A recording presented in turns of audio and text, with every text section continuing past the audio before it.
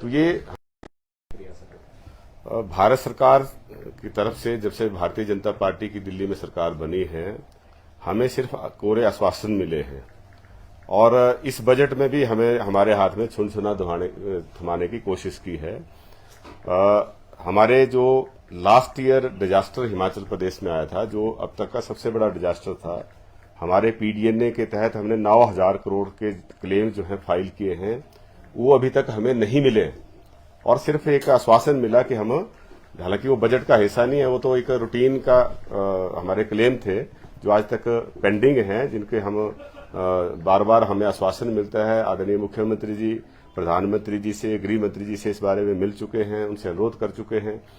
हमारे प्रदेश से बीजेपी के राष्ट्रीय अध्यक्ष हैं, हमें उम्मीद थी कि कुछ एक्स्ट्रा हमें स्पेशल पैकेज मिलेगा, लेकिन वो हमें नहीं मिला।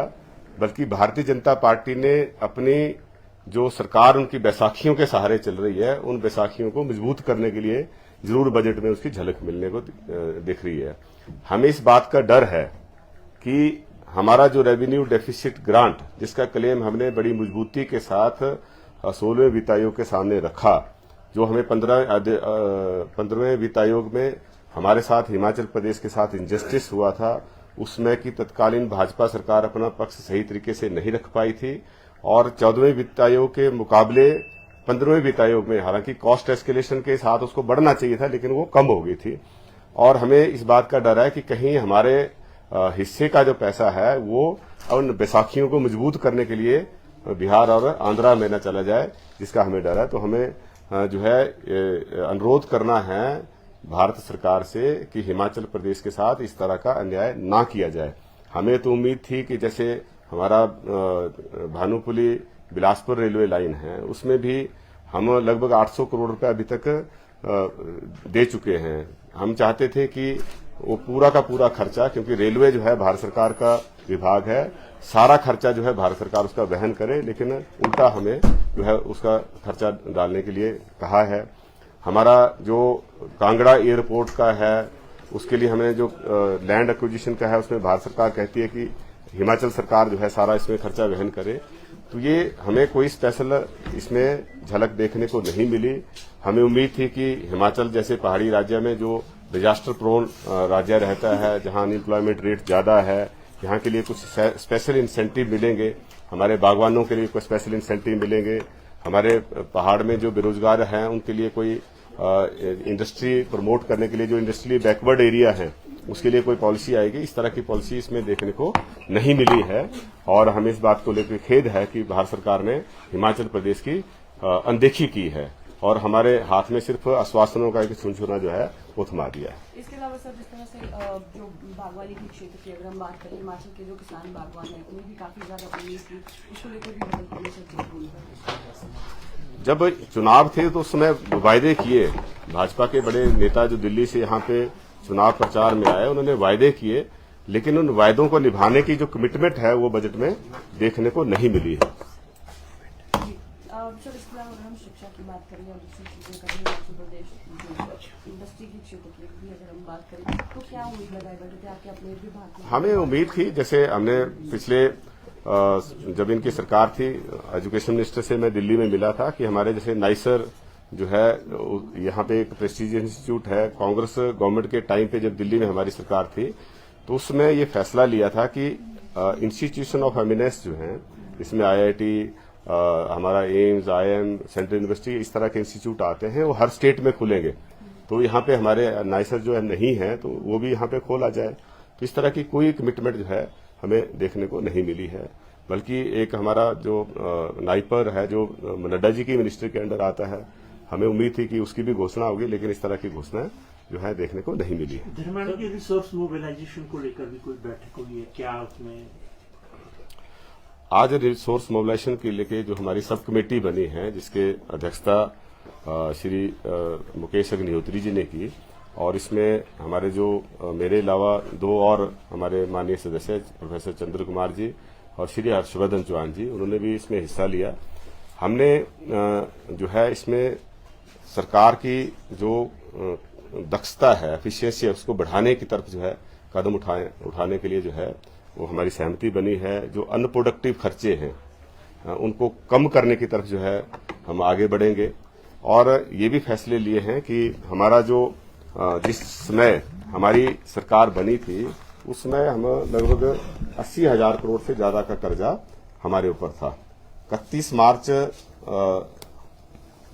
2023 का अगर हमारे पास आंकड़ा है तो ये 85,000 करोड़ से ज्यादा का लोन है, जो बजट उन्होंने भारतीय जनता पार्टी के ही टाइम पास हुआ था 22-23 का, जिसका समापन हमारे टाइम पे हुआ। तो ये जो है कुल मिला के 86,590 करोड़ रुपए जो है 31 मार्च 2023 को लोन की लायबिलिटी थी। ये भाजपा सरकार के समय की लायबिलिटी हमारे पास 86,590 करोड़। और इसमें एरियर थे 9,000 करोड़ के एम्प्लॉयज के, वो भी पेंडिंग थे। हमारा जो आरडीजी रेवेन्यू डेफिसिट ग्रांट थी, जो लगातार जो है भाजपा सरकार के समय में, जैसे मैंने पहले कहा कि 14वें वित्त आयोग में ये रेवेन्यू डेफिसिट ग्रांट जो थी वो हिमाचल प्रदेश को मिली थी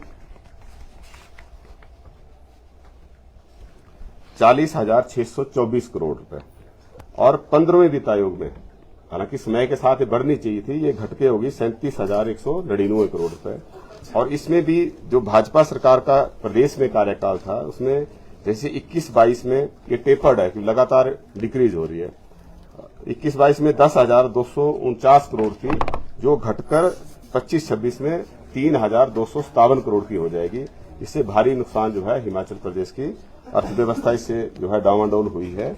और दूसरा कंपनसेशन सरकार ने दे, ऐसी स्थिति में जब हमारे जो जरूरी खर्चे हैं उनको निपटाने में भी आने वाले समय में मुश्किलें पैदा हो सकती हैं, तो उनको देखते हुए हमने ये रिसोर्स मोबिलाइजेशन की सब कमेटी जो है ये सरकार ने गठित की है, जिसके ऊपर काम करना शुरू किया है। और जहां हमारा इसमें मुख्य फोकस जो है वो अपने संसाधन बढ़ाने की तरफ होगा, वहीं पे जो अननेसेसरी एक्सपेंडिचर है उसकी तरफ भी हम चेक लगाएंगे। हमने गाड़ियों की जो है खरीद के ऊपर इसमें चेक लगाएंगे। जो हमारे सेंट्रल स्टेट पीएसयूज हैं, बोर्ड हैं या ऑटोनोमस बॉडीज हैं, वो अपने स्तर पे ही गाड़ियां की बड़ी बड़ी फ्लीट्स जो है वो खड़ी कर दी है, उसके ऊपर भी चेक लगाएंगे। भर्तियों के लिए भी जो है वो कैबिनेट से अप्रूवल जो है वो प्रायर अप्रूवल लेना जरूरी है। और हम देखते हैं कि किस तरह से हमारे जो गैर जरूरी चीजें हैं, हमारा जो एक इन्वर्टेड पिरामिड खड़ा हो गया। हमारा जो ऑर्गेनाइजेशन स्ट्रक्चर था गवर्नमेंट का, पहले ये होता था कि वो पिरामिड शेप में होता था, है कि नीचे का बेस लार्ज होता था और ऊपर टॉप पे कम होते थे। अब वो उल्टा हो गया है। हम ये देखते हैं कि 2006 से 2022 के बीच में 16 सालों के अंदर 62% इंक्रीज हुई जो हमारे गस्टेड पोस्टें हैं उनकी। 62% की इंक्रीज बहुत ज्यादा है ना। और उसका रिजल्ट जो है वो देखने को मिल रहा है कि जो हमारी फील्ड में फंक्शनल पोस्ट हैं वो आजकल आज जो है काफी संख्या में वेकेंट पड़ी है। हम इसकी भी रैशनलाइजेशन करेंगे। रैशनलाइजेशन का प्रोसेस जो है हमने अगली इस मीटिंग में जो है हमने चीफ सेक्रेटरी और फाइनेंस सेक्रेटरी को जो है सम्मन किया है। और उनसे चर्चा के बाद जितने हमारे एचओडीज हैं हम उनसे भी सुझाव मांगेंगे कि अपने विभाग में किस तरह से हम रैशनलाइजेशन की तरफ आगे बढ़े। कौन सी ऐसी पोस्ट हैं जो रिडंडेंट हैं, जिनकी आज के समय में जरूरत नहीं है, उनको हम खत्म करें। कौन सी ऐसी पोस्ट हैं जो आज के समय के हिसाब से क्रिएट करने की जरूरत है, जिनकी आज के समय में जरूरत है, उनको हम क्रिएट करें। और जो कुल मिला के जो हमारा गवर्नमेंट का सिस्टम है उसको हम इस तरह से रिस्ट्रक्चर और रैशनलाइज करें ताकि हमारी एफिशिएंसी बढ़े और जो रेड टेपिज्म है वो खत्म हो, करप्शन खत्म हो, उसकी तरफ हम कदम जो है उठाएंगे। कहीं रिसोर्स मोबिलाइजेशन के लिए कोई नए संसाधन, क्या इस पर भी कोई ऐसा नए संसाधन में देखिए, अभी जैसा मैंने कहा कि हमारा जो साल का जो हमारा टैक्स बेस है ये 10,555 करोड़ रुपए का है। जो टोटल टैक्स हमें टैक्स जो रेवेन्यू हमारा है, जो नॉन टैक्स रेवेन्यू है ये करीब 2,874 है। 13,000 करोड़ के करीब टोटल टैक्स हमारे पास आता है। लेकिन अगर हम इसमें जो देखें हमारी लोन जो रीपेमेंट और ये है, इस टाइम हिमाचल प्रदेश के ऊपर जो पर लोन पर कैपिटा है, औसत जो हर व्यक्ति के ऊपर लोन की हिस्सेदारी है 1,16,180 रुपए बनती है, जो सेकंड हाईएस्ट इन कंट्री है।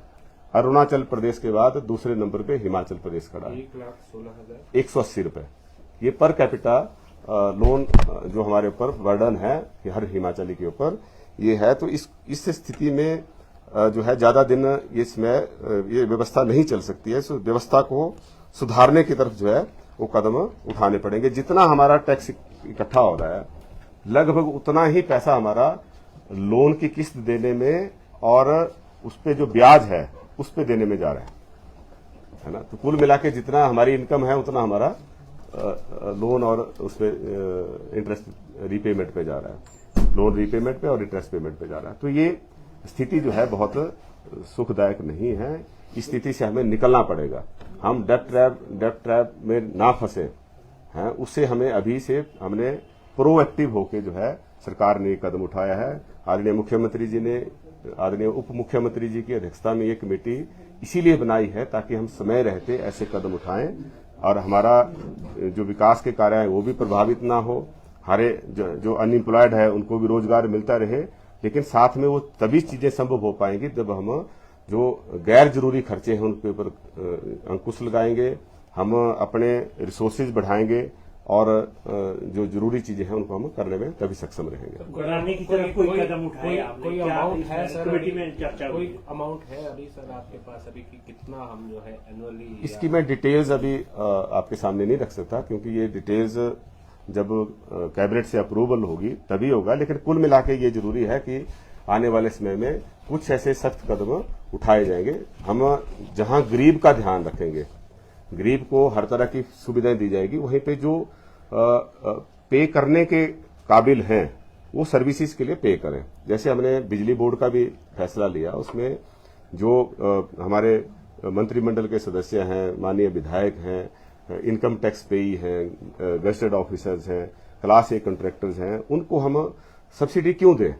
जिनको जरूरत नहीं है। तो हमने इसी तरह के कदम जो हैं आपको बाकी विभागों में भी देखने को मिल सकते हैं, क्योंकि जिनकी कैपेसिटी देने की है उनको हम चार्ज करें और जो नहीं दे सकते हैं उनको हम हर तरह की फ्री फैसिलिटीज या नॉमिनल चार्जेस के ऊपर फैसिलिटीज दें। ये इसका उद्देश्य है। सर, रिसोर्स मोबिलाइजेशन में जैसे वाटर सेस से शुरुआत हुई थी, वाटर सेस लगाया था, ऐसा कुछ है टारगेट की कुछ नया शुरू करना है? कुछ नया करेंगे, नया कुछ करेंगे। हाँ, इस पे डिटेल से चर्चा हुई और ऐसे सब्सिक्वेंटली बहुत सारी मीटिंग्स अभी होंगी। हम हर विभाग के साथ, हर पीएसयूज के साथ जो है उनके एचओडीज को बुला के, सेक्रेटरीज को बुला के उनके साथ डिटेल्स में बात करेंगे। हम ये चाहते हैं कि सारे सुझाव हमारी तरफ से नीचे न जाएं, हम अपने जो हमारे मैन पावर है, स्टेक होल्डर है, उनको भी इसमें इन्वॉल्व करें और उनके सुझावों को भी इसमें शामिल करें।